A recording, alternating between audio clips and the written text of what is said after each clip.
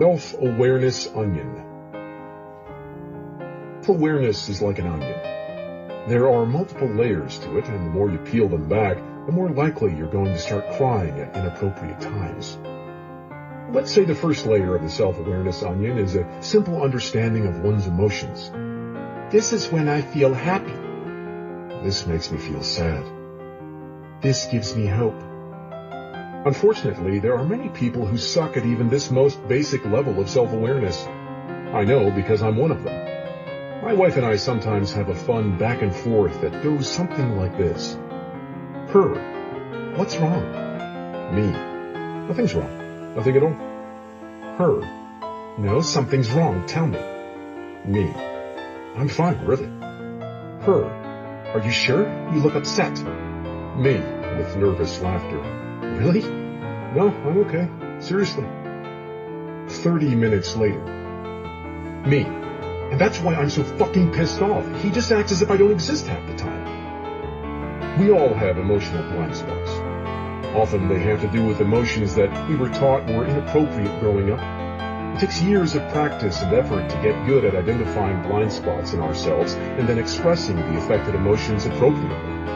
But this task is hugely important and worth the effort. The second layer of the self-awareness onion is an ability to ask why we feel certain emotions. These why questions are difficult and often take months or even years to answer consistently and accurately. Most people need to go to some sort of therapist just to hear these questions asked for the first time. Such questions are important because they illuminate what we consider success or failure. Why do you feel angry? Is it because you failed to achieve some goal?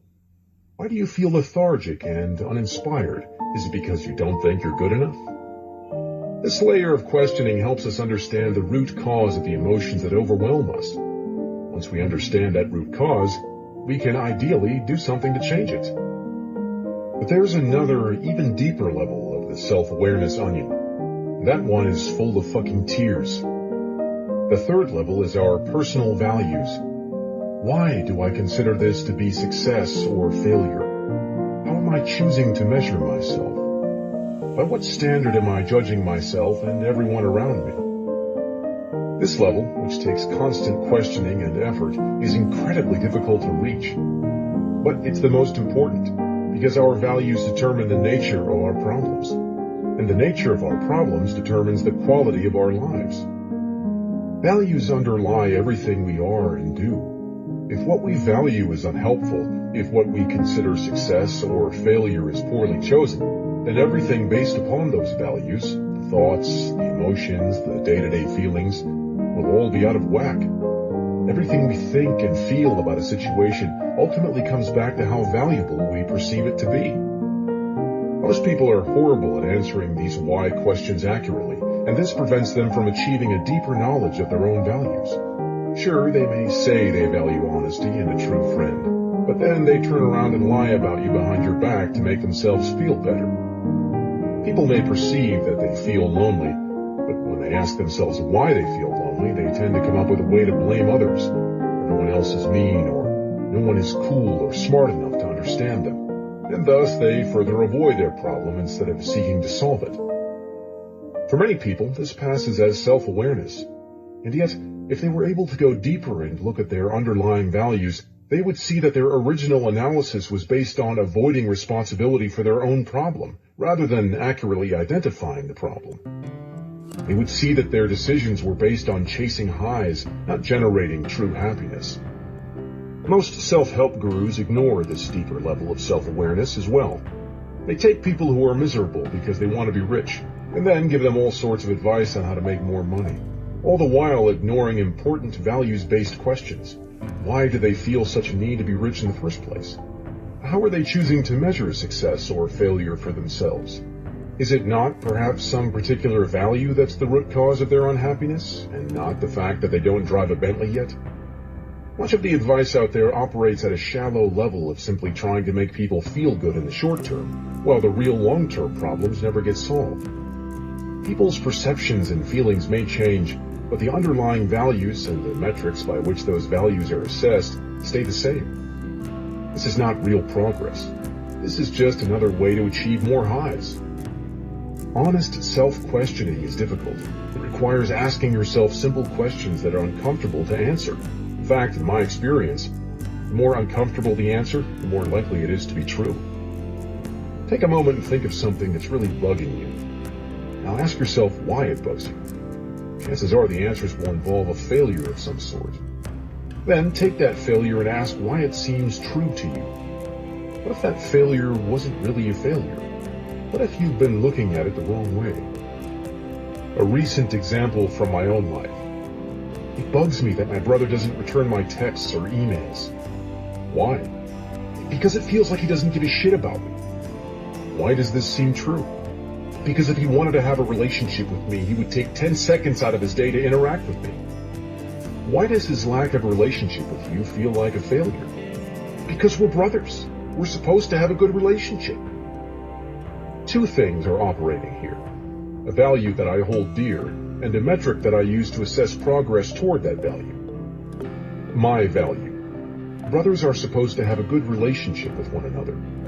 My metric. Being in contact by phone or email.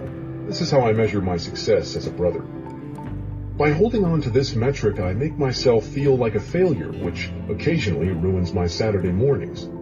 We could dig even deeper by repeating the process. Why are brothers supposed to have a good relationship? Because they're family, and family are supposed to be close. Why does that seem true? Because your family is supposed to matter to you more than anyone else. Why does that seem true? Because being close with your family is normal and healthy, and I don't have that. In exchange, I'm clear about my underlying value, having a good relationship with my brother, but I'm still struggling with my metric. I've given it another name, closeness, but the metric hasn't really changed. I'm still judging myself as a brother based on frequency of contact, and comparing myself, using that metric, against other people I know. Everyone else, or so it seems, has a close relationship with their family members, and I don't. So obviously there must be something wrong with me. But what if I'm choosing a poor metric for myself and my life? What else could be true that I'm not considering? Well, perhaps I don't need to be close to my brother to have that good relationship that I value. Perhaps there just needs to be some mutual respect, which there is. Or maybe mutual trust is what to look for, and it's there. Perhaps these metrics would be better assessments of brotherhood than how many text messages he and I exchange. This clearly makes sense. It feels true for me, but it still fucking hurts that my brother and I aren't close. And there is no positive way to spin it. There's no secret way to glorify myself through this knowledge. Sometimes brothers, even brothers who love each other, don't have close relationships, and that's fine. It is hard to accept at first, but that's fine.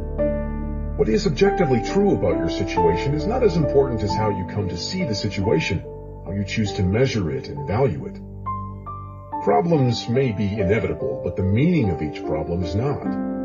We get to control what our problems mean based on how we choose to think about them, the standard by which we choose to measure them. Star problems. 1983, a talented young guitarist was kicked out of his band in the worst possible way. The band had just been signed to a record deal. They were about to record their first album. But a couple days before recording began, the band showed the guitarist the door. No warning, no discussion, no dramatic blowout. They literally woke him up one day by handing him a bus ticket home. As he sat on the bus back to Los Angeles from New York, the guitarist kept asking himself, how did this happen? What did I do wrong? What will I do now? Record contracts didn't exactly fall out of the sky, especially for raucous, upstart metal bands. Had he missed his one and only shot? But by the time the bus hit L.A., the guitarist had gotten over his self-pity and had vowed to start a new band. He decided that this new band would be so successful that his old band would forever regret their decision. He would become so famous that they would be subjected to decades of seeing him on TV, hearing him on the radio, seeing posters of him in the streets and pictures of him in magazines. They'd be flipping burgers somewhere, loading vans from their shitty club gigs, fat and drunk with their ugly wives, and he'd be rocking out in front of stadium crowds live on television. He bathed in the tears of his betrayers, each tear wiped dry by a crisp, clean $100 bill. And so the guitarist worked as if possessed by a musical demon. He spent months recruiting the best musicians he could find, far better musicians than his previous bandmates. He wrote dozens of songs and practiced religiously. His seething anger fueled his ambition. Revenge became his muse. Within a couple of years, his new band had signed a record deal of their own, and a year after that, their first record would go gold. The guitarist's name was Dave Mustaine, and the new band he formed was the legendary heavy metal band Megadeth. Megadeth would go on to sell over 25 million albums and tour the world many times over. Today, Mustaine is considered one of the most brilliant and influential musicians in the history of heavy metal music. Unfortunately, the band he was kicked out of was Metallica, which has sold over 180 million albums worldwide. Metallica is considered by many to be one of the greatest rock bands of all time. And because of this, in a rare intimate interview in 2003, the tearful Mustaine admitted that he couldn't help but still consider himself a failure. Despite all that he had accomplished, in his mind he would always be the guy who got kicked out of Metallica. We're apes. We think we're all sophisticated with our toaster ovens and designer footwear, but we're just a bunch of finely ornamented apes. And because we are apes, we instinctually measure ourselves against others and vie for status. The question is not whether we evaluate ourselves against others. Rather, the question is, by what standard do we measure ourselves? Dave Mustaine, whether he realized it or not, chose to measure himself by whether he was more successful and popular than Metallica. The experience of getting thrown out of his former band was so painful for him that he adopted success relative to Metallica as the metric by which to measure himself and his music career. Despite taking a horrible event in his life and making something positive out of it, as Mustaine did with Megadeth, his choice to hold on to Metallica's success as his life-defining metric continued to hurt him decades later. Despite all the money and the fans and the accolades, he still considered himself a failure. Now, you and I may look at Dave Mustaine's situation and laugh. Here's this guy with millions of dollars, hundreds of thousands of adoring fans, a career doing the thing he loves best, and still he's getting all weepy-eyed that his rock star buddies from 20 years ago are way more famous than he is. This is because you and I have different values than Mustaine does, and we measure ourselves by different metrics. Our metrics are probably more like, I don't want to work a job for a boss I hate, or I'd like to earn enough money to send my kid to a good school, or I'd be happy not to wake up in a drainage ditch. And by these metrics, Mustaine is wildly, unimaginably successful. But by his metric, be more popular and successful than Metallica, he's a failure. Our values determine the metrics by which we measure ourselves and everyone else. Onoda's value of loyalty to the Japanese Empire is what sustained him on Lubang for almost 30 years. But this same value is also what made him miserable upon his return to Japan. Mustaine's metric of being better than Metallica likely helped him launch an incredibly successful music career. But that same metric later tortured him in spite of his success. If you want to change how you see your problems, you have to change what you value and/or how you measure failure and success. As an example, let's look at another musician who got kicked out of another band. His story eerily echoes that of Dave Mustaine, although it happened 2 decades earlier. It was 1962, and there was a buzz around an up-and-coming band from Liverpool, England. This band had funny haircuts and an even funnier name, but their music was undeniably good. The record industry was finally taking notice. There was John, the lead singer and songwriter, Paul, the boyish-faced romantic bass player, George, the rebellious lead guitar player, and then there was the drummer. He was considered the best-looking of the bunch. The girls all went wild for him, and it was his face that began to appear in the magazines first. He was the most professional member of the group, too. He didn't do drugs. He had a steady girlfriend. There were even a few people in suits and ties who thought he should be the face of the band, not John or Paul. His name was Pete Best. And in 1962, after landing their first record contract, The other three members of the Beatles quietly got together and asked their manager, Brian Epstein, to fire him. Epstein agonized over the decision. He liked Pete, so he put it off, hoping the other three guys would change their minds. Months later, a mere 3 days before the recording of the first record began, Epstein finally called Best to his office. There, the manager unceremoniously told him to piss off and find another band. He gave no reason, no explanation, no condolences. Just told him that the other guys wanted him out of the group, so, best of luck. As a replacement, the band brought in some oddball named Ringo Starr. Ringo was older and had a big funny nose. Ringo agreed to get the same ugly haircut as John, Paul, and George, and insisted on writing songs about octopuses and submarines. The other guys said, sure, fuck it, why not? Within 6 months of Best's firing, Beatlemania had erupted, making John, Paul, George, and Ringo Starr arguably 4 of the most famous faces on the entire planet. Meanwhile, Best understandably fell into a deep depression. He spent a lot of time doing what any Englishman will do if you give him a reason to: drink. The rest of the 60s were not kind to Pete Best. By 1965, he had sued 2 of the Beatles for slander, and all of his other musical projects had failed horribly. In 1968, he attempted suicide, only to be talked out of it by his mother. His life was a wreck. Best didn't have the same redemptive story Dave Mustaine did. He never became a global superstar or made millions of dollars. Yet in many ways, Best ended up better off than Mustaine. In an interview in 1994, Best said, "I'm happier than I would have been with the Beatles." What the hell? Best explained that the circumstances of his getting kicked out of the Beatles ultimately led him to meet his wife. And then his marriage led him to having children. His values changed. He began to measure his life differently. Fame and glory would have been nice, sure, but he decided that what he already had was more important. A big and loving family, a stable marriage, a simple life. He even still got to play drums, touring Europe and recording albums well into the 2000s. So what was really lost? Just a lot of attention and adulation, whereas what was gained meant so much more to him. These stories suggest that some values and metrics are better than others. Some lead to good problems that are easily and regularly solved. Others lead to bad problems that are not easily and regularly solved.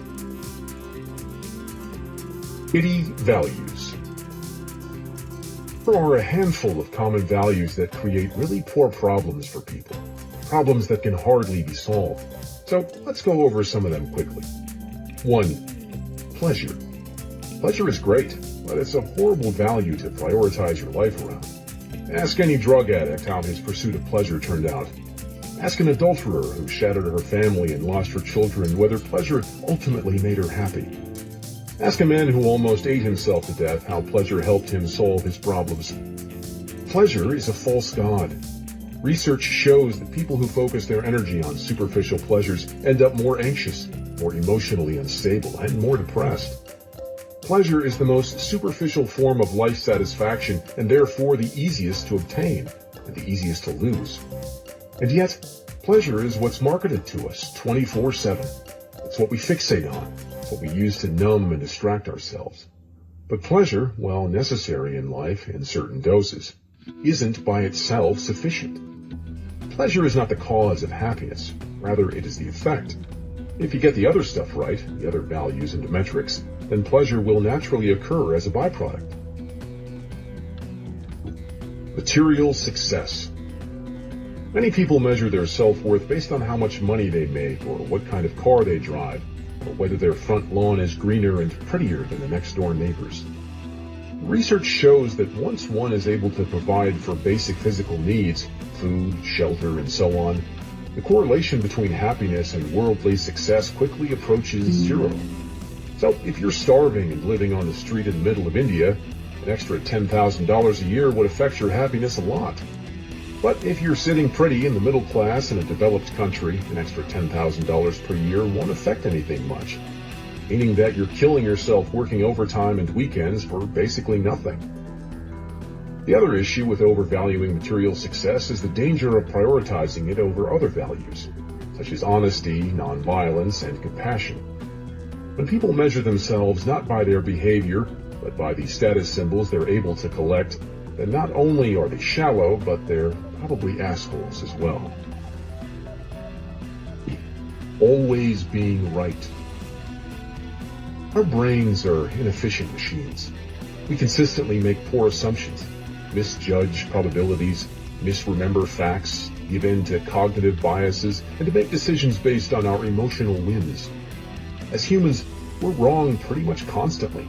So if your metric for life success is to be right, well, you're going to have a difficult time rationalizing all of the bullshit to yourself.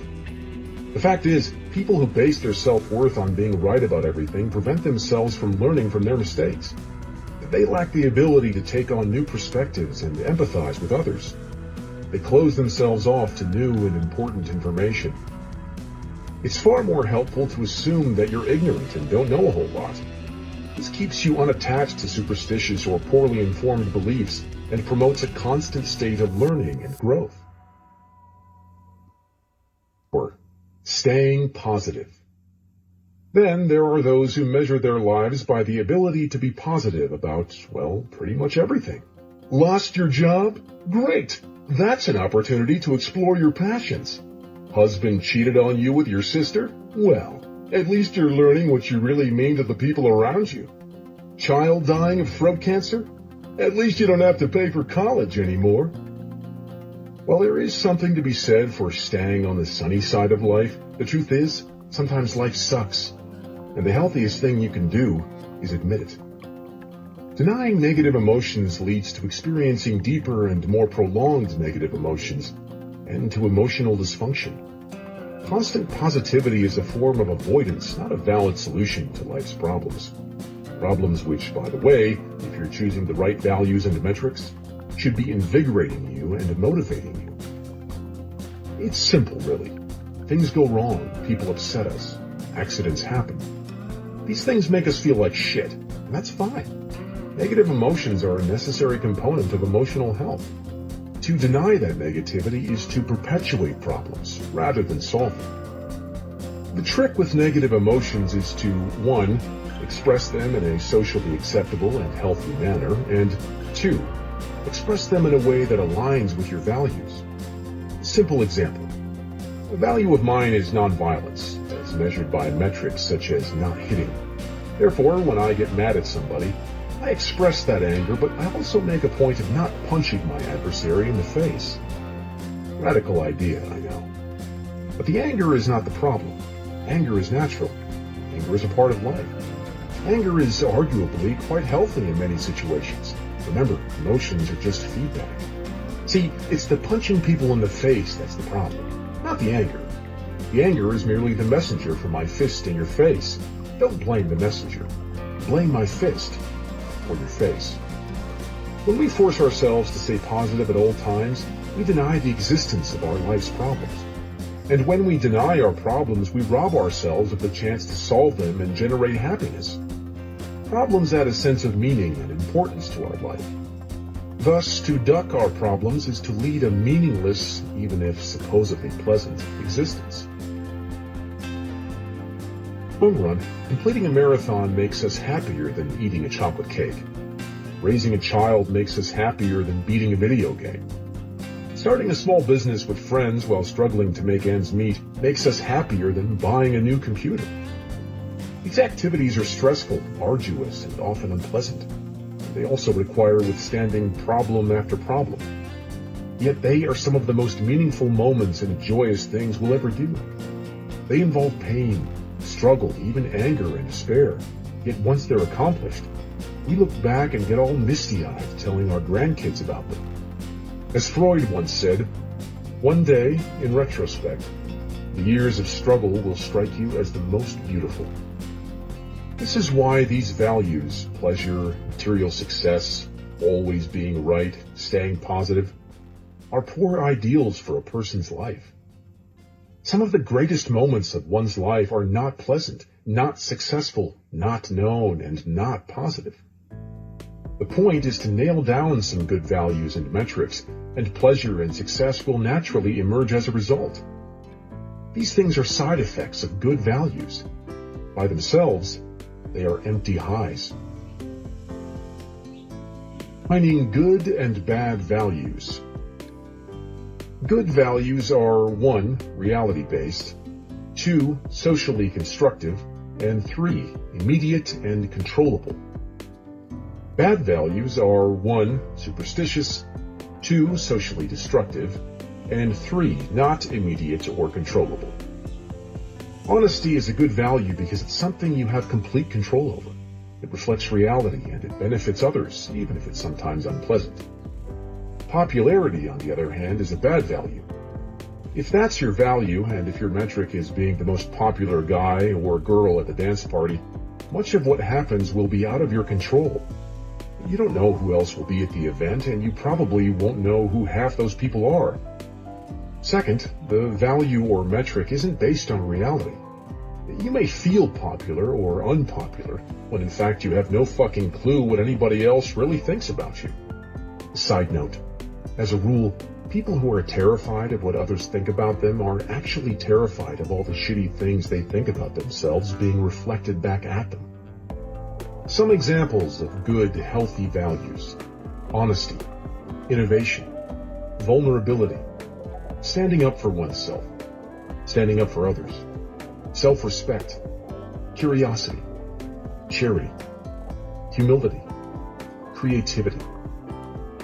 Some examples of bad, unhealthy values: dominance through manipulation or violence, indiscriminate fucking, feeling good all the time, always being the center of attention, not being alone, being liked by everybody, being rich for the sake of being rich, sacrificing small animals to the pagan gods. You'll notice that good, healthy values are achieved internally. Something like creativity or humility can be experienced right now. You simply have to orient your mind in a certain way to experience it. These values are immediate and controllable, and engage you with the world as it is, rather than how you wish it were. Bad values are generally reliant on external events: flying in a private jet, being told you're right all the time, owning a house in the Bahamas, eating a cannoli while getting blown by 3 strippers. Bad values, while sometimes fun or pleasurable, lie outside of your control and often require socially destructive or superstitious means to achieve. Values are about prioritization. Everybody would love a good cannoli or a house in the Bahamas. The question is your priorities. What are the values that you prioritize above everything else, and that therefore influence your decision-making more than anything else?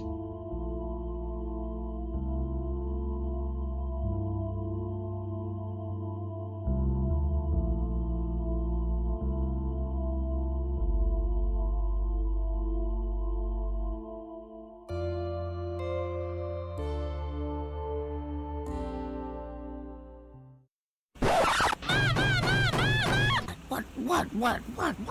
It's over. Don't you worry. Hit the subscribe button. Like and subscribe. Yes, sir. Wonderful. Wait. Now what? Where do you buy your clothes? A store where people can buy Halloween stuff. Just in that description.